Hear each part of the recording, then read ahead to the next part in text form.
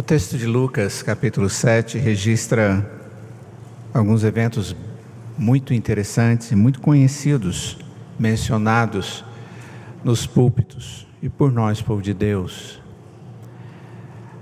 Coisas que não são comuns e só podem se tornar realidade porque Deus em Cristo estava agindo. O texto nos fala da cura de um jovem, do servo de um centurião, que cria que Jesus podia interceder por aquele homem, mesmo estando distante dele. E Jesus ficou admirado de ver a fé daquele centurião. O texto nos fala de um milagre fantástico, e foi a ressurreição de um jovem que estava sendo levado porque havia morrido. E o Senhor Jesus simplesmente deu uma ordem, aquele rapaz se assentou vivo novamente, trazendo grande admiração para aquelas pessoas. E o texto vem depois, continuando, a dar-nos o testemunho de um ministério que era baseado num poder de um Deus, que através disso demonstrava o quanto Ele ama o homem, e o quanto Ele resgata o homem, quanto Ele trata o homem em todas as suas necessidades.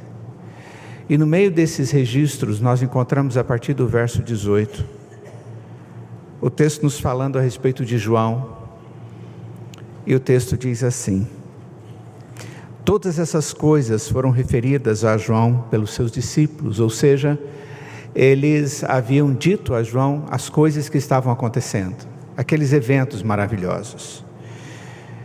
E João, chamando 2 deles, enviou-os ao Senhor para perguntar: és tu aquele que estava para vir, ou havemos de esperar outro? Quando os homens chegaram junto dele, disseram: João Batista enviou-nos para te perguntar: és tu aquele que estava para vir, ou esperaremos outro? Naquela mesma hora curou Jesus muitos de moléstias e de flagelos e de espíritos malignos, e deu vista a muitos cegos.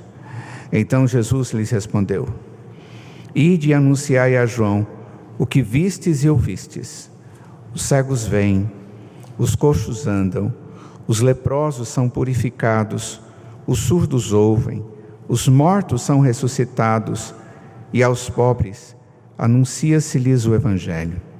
E bem-aventurado é aquele que não achar em mim motivo de tropeço. Oremos. Ó Deus, dê-nos entendimento da Tua graça, do Teu favor por nós, através do Teu Filho, a fim de que possamos ter alegria suficiente em Ti, em meio a todas as adversidades. Agora, Pai, que vamos estudar esse texto, fala ao nosso coração, em especial, ó Pai, trata aqueles corações que estão ansiosos e necessitados da Tua misericórdia, em nome de Jesus, amém. Amados, muitas mesmo são as circunstâncias que geram angústia da dúvida nos nossos corações. E não são poucas as situações que nós vivemos, cada um de nós, que gera desesperança, ausência de confiança plena, que traz para nós alívio. Algumas das vezes nós somos conduzidos de forma tão profunda nas nossas dúvidas, que essas dúvidas promovem um grande peso que nós não damos conta de carregar. Isso não é fruto de ausência de fé, mas é fruto de circunstância dura mesmo, situações adversas. E o que é mais interessante é que nós temos uma variação de suporte muito diferente uns dos outros. Nós suportamos as adversidades de maneiras distintas, quanto à sua intensidade, quanto à área de angústia, ou de tristeza, ou de situações de dificuldade. E é justamente nessas situações que nós devemos nos lembrar das promessas da providência referidas por Deus a favor dos que creem nele. Mas mesmo crendo no Senhor e alguém chegando diante de nós e falando, olha, lembre-se do Senhor, ainda assim, em alguns momentos, nosso coração ainda fica vacilante. Esse texto nos mostra o Senhor Jesus tratando coisas muito diferentes que estavam acontecendo na vida daquelas pessoas. Muitos daqueles que estavam atrás do Senhor Jesus certamente o faziam por curiosidade, porque tinham o interesse de saber a respeito daquele que estava fazendo coisas diferentes e falando coisas totalmente especiais. Curiosos. Mas certamente havia ali pessoas que ouviram a respeito de certos atos providenciais do Senhor Jesus e de mensagem verdadeira que tocou o coração deles. E agora eles gostariam de sentir, de entender e de desfrutar da bondade de Deus nas suas vidas. O peso da dúvida, da angústia, da ausência de esperança, muitas vezes faz com que nós nos sintamos como se fôssemos incrédulos.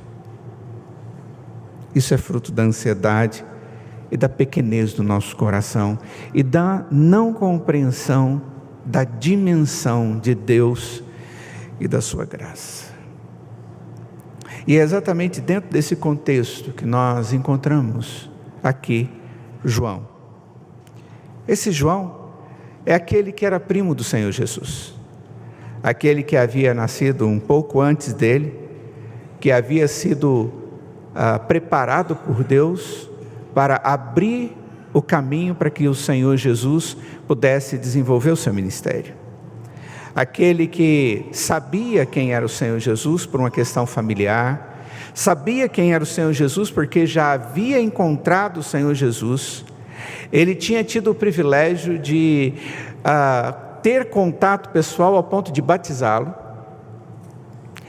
de naquele evento provavelmente ter ouvido aquela voz que saiu dos céus dizendo, esse é o meu filho amado em quem eu tenho o prazer, todo o meu prazer.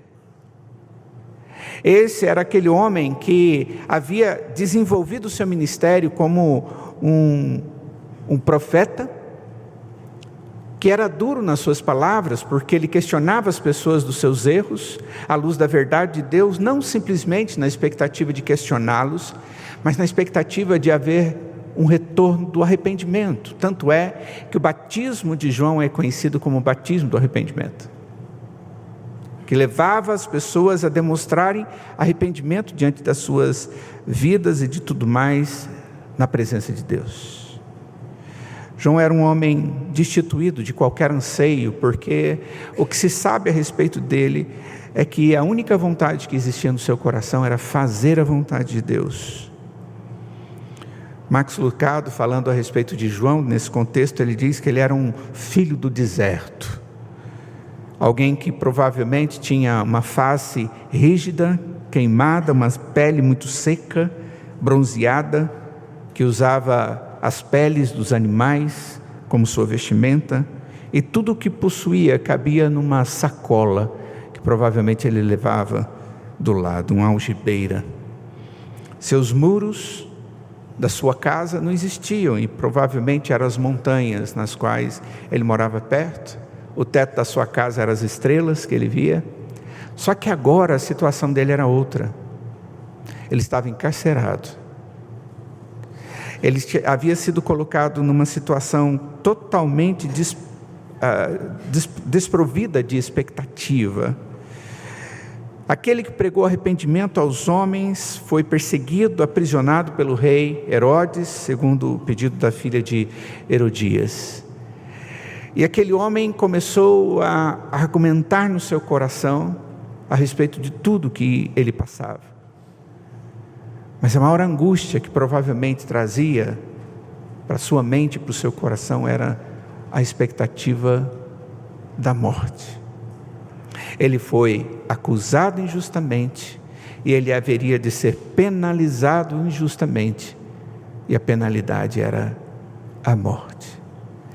E é exatamente no meio dessa situação conflituosa, cheia de angústia, de ausência de expectativa da continuidade da sua existência, daquela forma que ele estava, aquele homem busca a resposta. E a resposta é pegar discípulos e buscarem resposta em Jesus. Porque ele cria numa verdade, a verdade era Jesus. Ele proclamava a verdade era Jesus. E agora tinha que ser esta a única expectativa de respostas para as suas ansiedades. E ele pede para que eles façam essa pergunta para o Senhor Jesus: és tu aquele que estava para vir, ou nós vamos ter que esperar outro? Esta foi a pergunta. O Senhor é quem é, ou nós precisamos esperar um outro? E aqui nós vamos encontrar o Senhor Jesus tratando a ansiedade, a ausência de esperança do coração de um homem que Deus resolveu amar.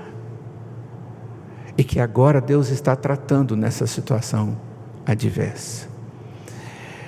Essa aplicação eu já poderia estar fazendo lá no final da minha mensagem, mas eu queria muito que você pensasse que essa mensagem que o Senhor Jesus trouxe para esse homem angustiado é a mesma mensagem que o Senhor Jesus há de trazer ao seu coração nessa noite. A primeira coisa que o Senhor Jesus mostrou para João através dos seus discípulos é que a sua ansiedade, a sua ausência de esperança, a sua dúvida de alma deve ser aliviada com os atos de Deus.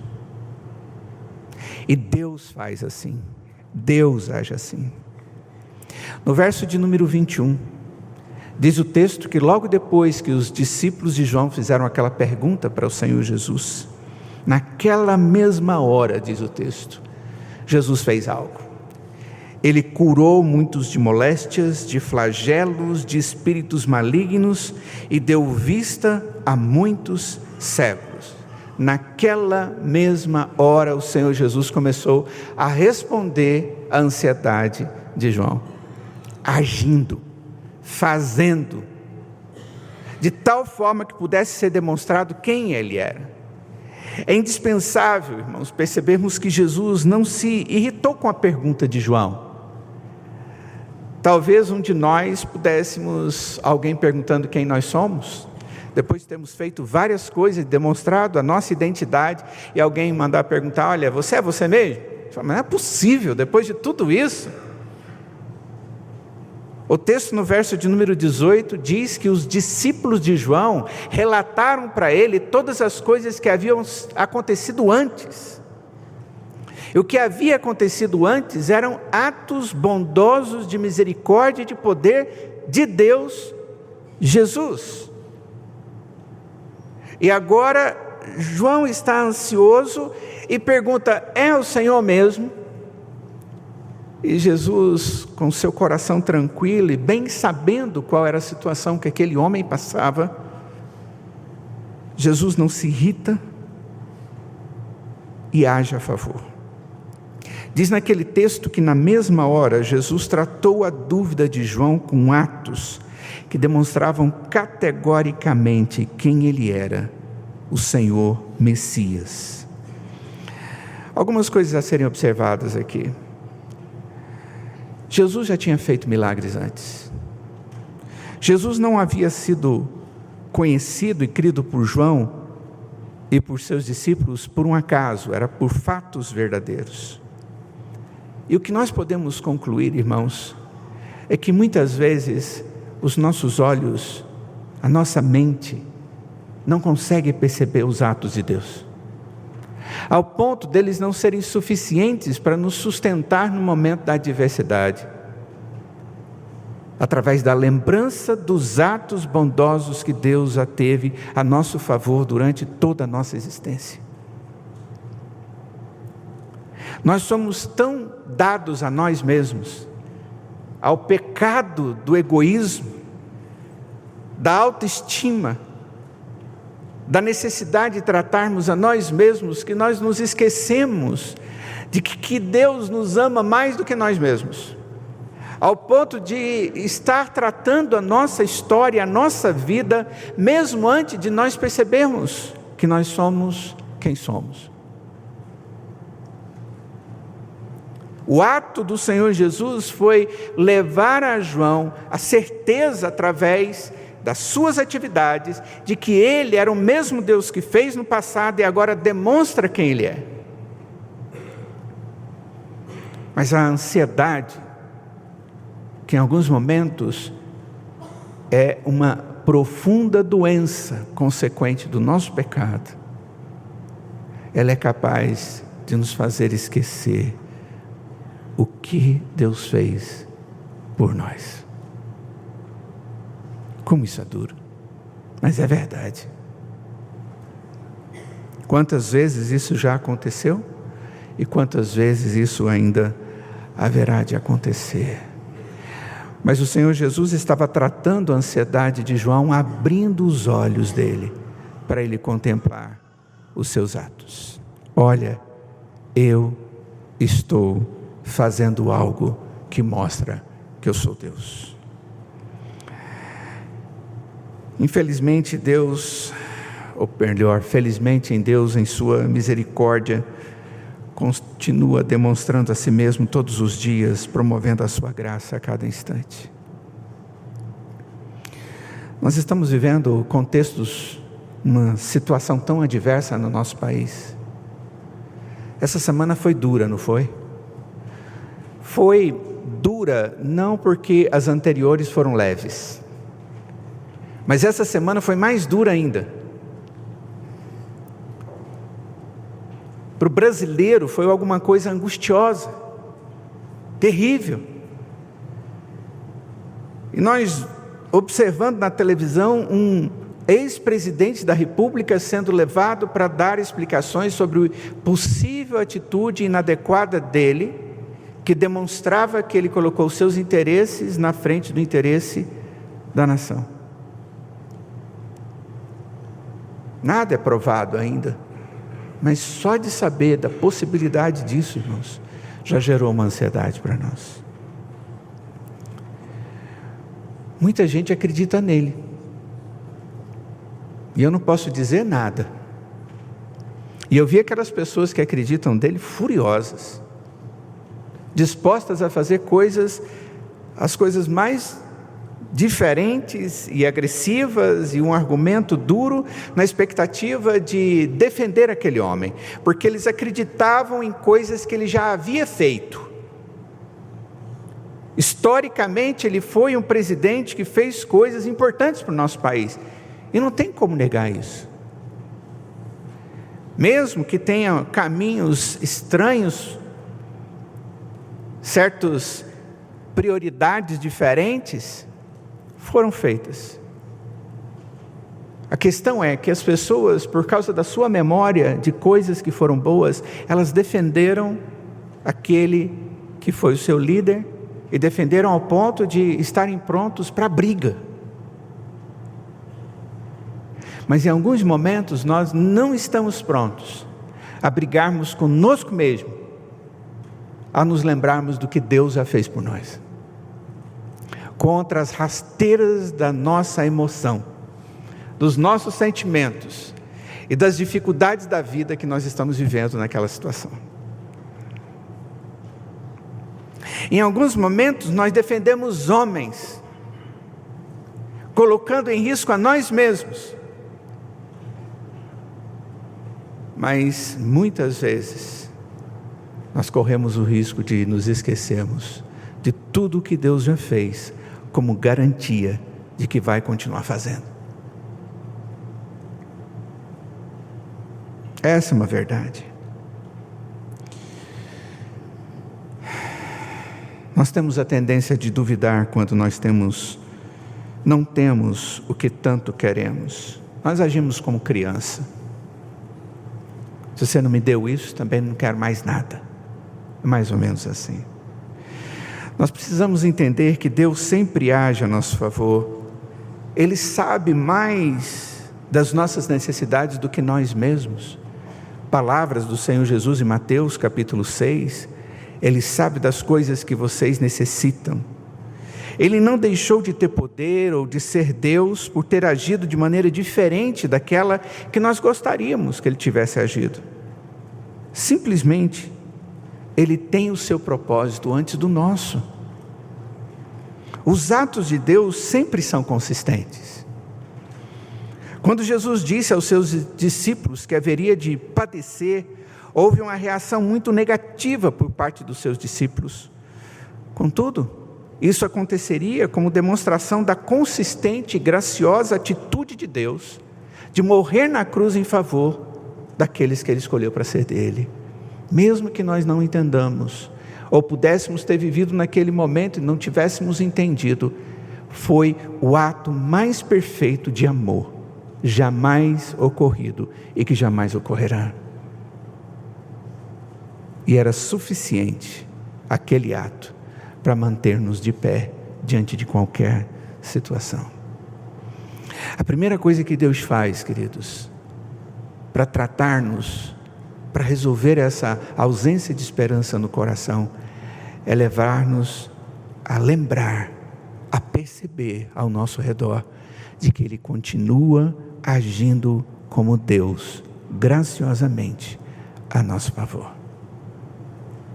Deus age, e os atos dele são consistentes.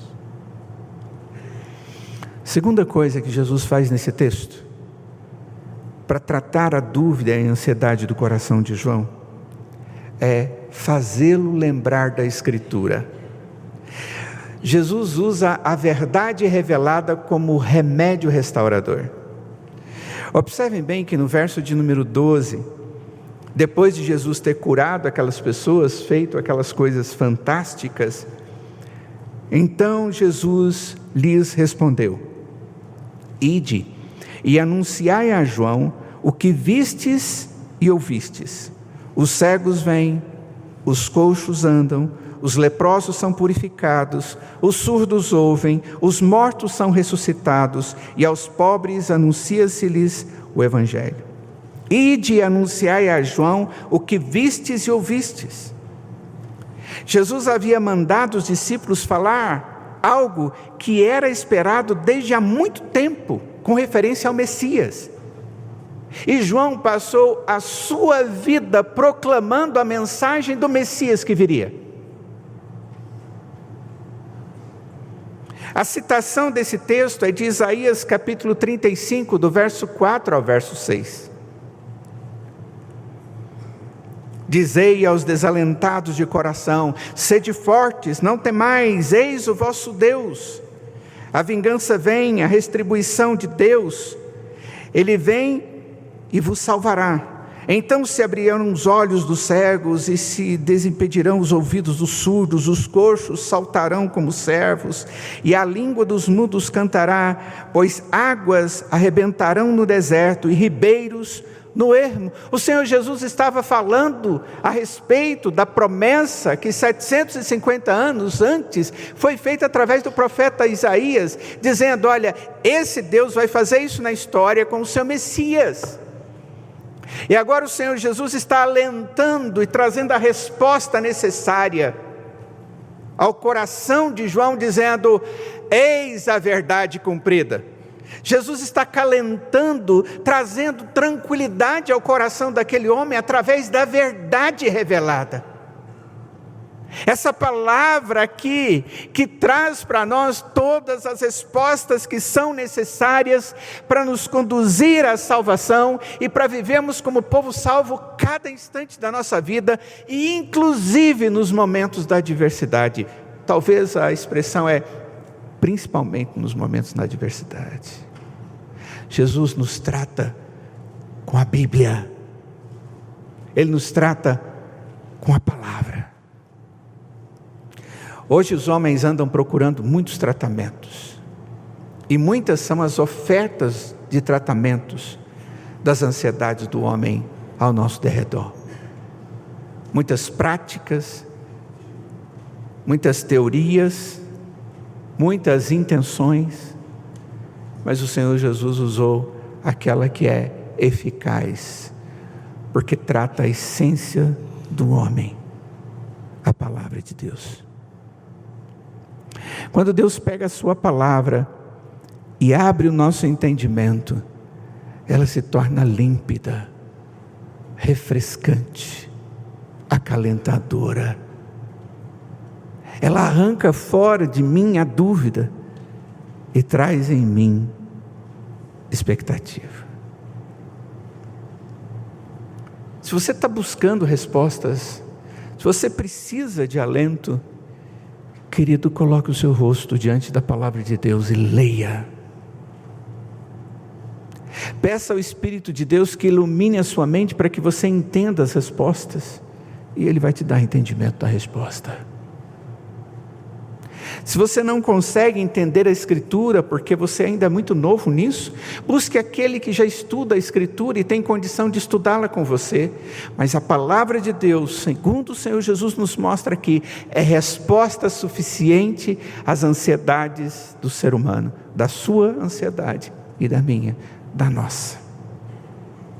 E foi assim que o Senhor Jesus fez.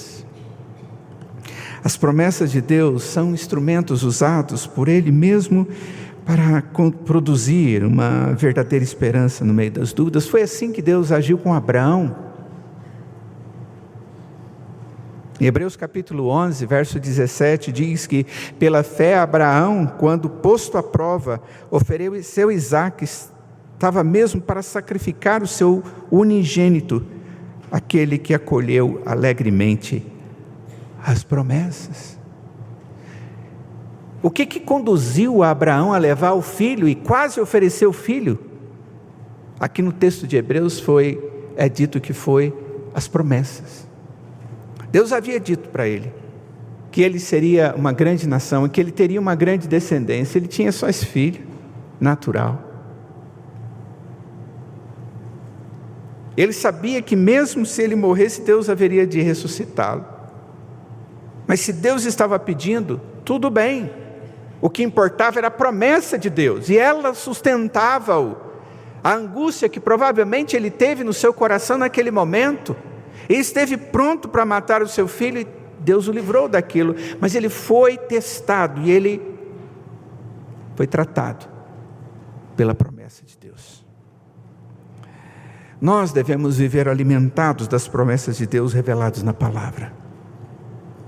O Salmo de número 119, o longo salmo, no verso 116, diz assim o salmista: ampara-me segundo a tua promessa, para que eu viva. Não permitas que a minha esperança me envergonhe.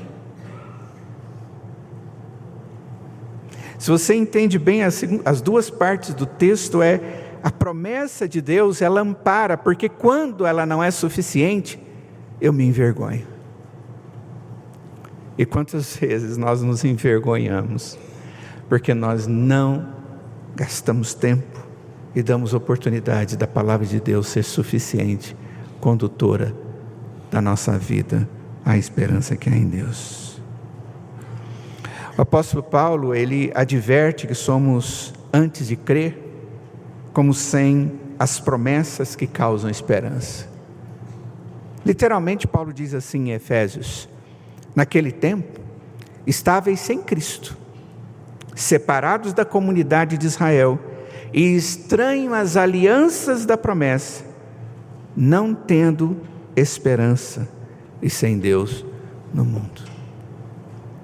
Quando nós estamos distantes de Deus, nós estamos distantes da promessa, então nós estamos distantes da esperança.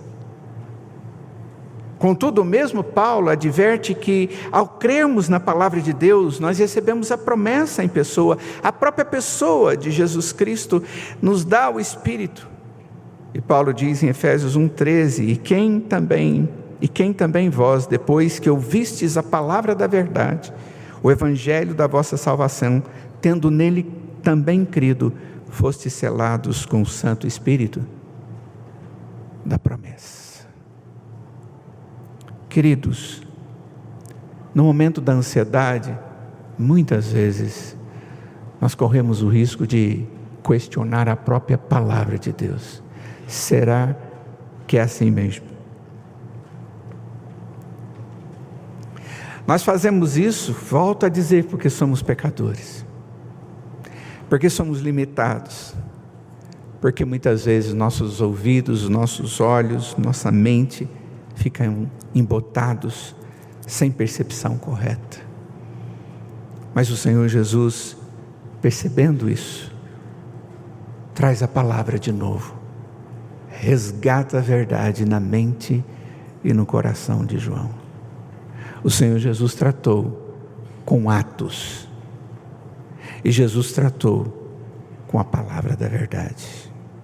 E finalmente, Jesus trata a João, aliviando-o com uma esperança indestrutível. No verso 23 ele diz: e bem-aventurado é aquele que não achar em mim motivo de tropeço. O que o Senhor Jesus está dizendo aqui para João é para ele não perder aquilo que era mais precioso, onde sempre teria felicidade: o próprio Jesus. Onde ele teria a própria esperança: o próprio Jesus. A expressão aqui, motivo de tropeço, se refere à ação que abaixa a lingueta e assim dispara o alçapão do passarinheiro. E aí cai o alçapão e o passarinho fica ali. O que o Senhor Jesus está dizendo é: João, bem-aventurado é aquele que não ver a mim como alguém que está aprisionando a ele. Quando duvidamos radicalmente de Jesus, sua obra, sua eficácia, sua suficiência, nós perdemos toda a alegria e toda a esperança do cristianismo. Mas é tão maravilhoso quando nós nos deparamos com pessoas, crentes, que em meio à adversidade verdadeira, profunda, da dor, da morte, da perda de coisas importantes na sua vida, essas pessoas olham para o alto e conseguem ver ao Senhor como aquele que já agiu e que traz a certeza de continuará agindo do jeito dele. Quando Deus dá a essas pessoas a oportunidade de olhar para o alto e ouvir dele, é a palavra que traz respostas. Temos que aprender que Deus cumpre e sempre continuará sendo Deus que cuida de nós. O Salmo de número 40, que muitos abrem a Bíblia e deixam aberta lá na sala da casa deles, diz no verso 17: eu sou pobre e necessitado, porém o Senhor cuida de mim. Tu és o meu amparo, o meu libertador. Não te detenhas, ó Deus meu. É nesse tempo que Deus nos aproxima dele. E talvez seja necessário que nós entendamos isso. E muitas vezes Deus tem colocado adversidades na nossa vida para nos aproximar dele, para nos dar a oportunidade de conhecermos o que realmente tem valor, e que isso provém dele, porque ele é a essência da alegria, da esperança e da nossa própria salvação. Concluindo, irmãos, tão grandes são os mistérios de Deus, maiores que toda a percepção e a imaginação dos homens que somos nós. Não poucas são os fatos da vida que nos conduzem a questionar a verdadeira intenção de Deus ao promover certos eventos em nossa vida. E isso é próprio do homem pecador, que, limitado em sua compreensão, devido à sua origem infinita, devido ao seu pecado, como também da sua herança de Adão, não consegue decifrar a complexidade da infinita sabedoria de Deus, ao decretar e concretizar todos os eventos, inclusive aqueles que ocorrem na nossa vida.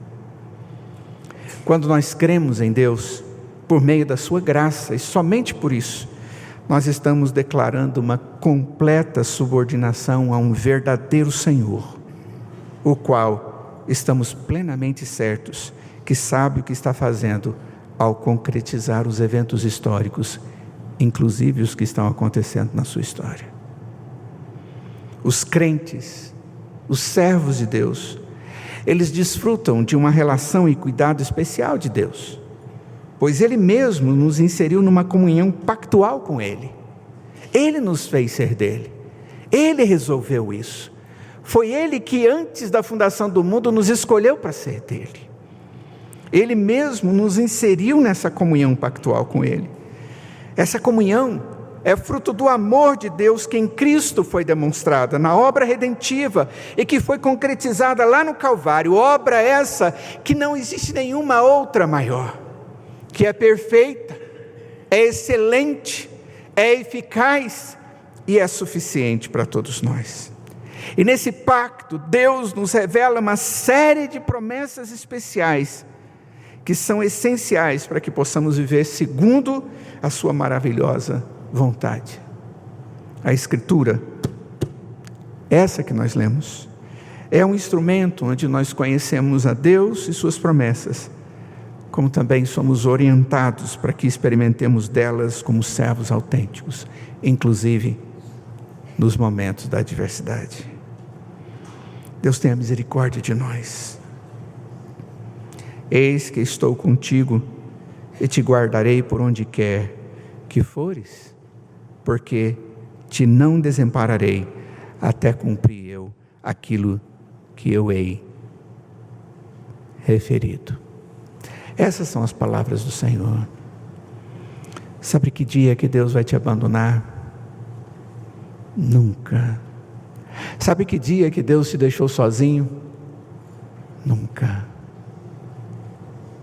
Porque esse Deus que resolveu amar, Ele resolveu amar-nos eternamente. E Ele resolveu cuidar de nós. E Ele resolveu que Ele é a nossa esperança. João sofreu. E Jesus respondeu ao seu sofrimento, fazendo atos como Ele sempre fez, trazendo-lhe a palavra consoladora e finalmente dando a ele a esperança indestrutível. Vamos orar.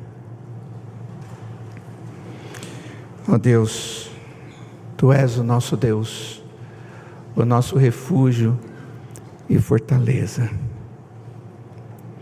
E nós dizemos a semelhança do salmista, Pai, guarda-me, ó Deus, porque em Ti me refugio.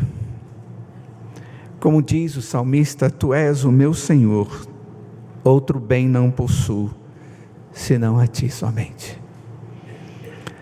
Ó Deus, certamente há no nosso meio irmãos que estão passando por ansiedades, por dificuldades. Ó Deus, permita que eles possam ver os seus atos, possam contemplar que se existem é pela Tua força, que é pela Tua providência que caminharam até aqui. Se existe no nosso meio irmãos ansiosos, ó Pai, dê a eles através do Teu Espírito entendimento da Tua palavra para que sejam refrigério das suas almas.